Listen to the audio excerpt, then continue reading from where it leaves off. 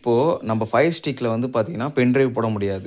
So அது போகிறதுக்கு உண்டான ஒரு டிவைஸ் தான் இது. இது ரொம்ப ஒரு யூஸ்ஃபுல்லான டிவைஸ். இதோட விலை வந்து ரூ. 350.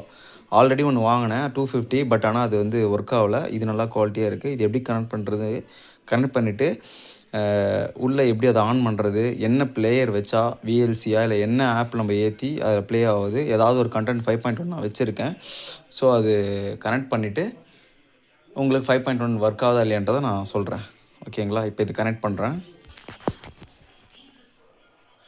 அவ்வளோதான், கனெக்ட் பண்ணியாச்சு.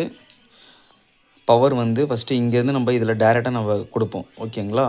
இப்போ என்ன பண்ணிட்டோம், இது வந்து மைக்ரோ யூஎஸ்பி. இதை நம்ம இப்படி கிளிக் பண்ணியாச்சு. ஓகேவா? கனெக்ட் பண்ணிட்டோம். இங்கே மைக்ரோ யூஎஸ்பி ஃபீமேல் இருக்குது. ஸோ இதை நம்ம இதில் கனெக்ட் பண்ணிட்டோம். இந்த சைடில் வந்து பார்த்திங்கன்னா யூஎஸ்பிஏ, அதாவது நம்ம வந்து பென்ட்ரைவ் போட்டுக்கலாம். ஓகேங்களா? அவ்வளோதான். இப்போ இதை நம்ம இன்புட் கனெக்ட் பண்ணிவிட்டு இப்போ இது ஒர்க் ஆகுதா இல்லையான்றதை நான் உங்களுக்கு காமிக்கிறேன். ஓகேங்களா?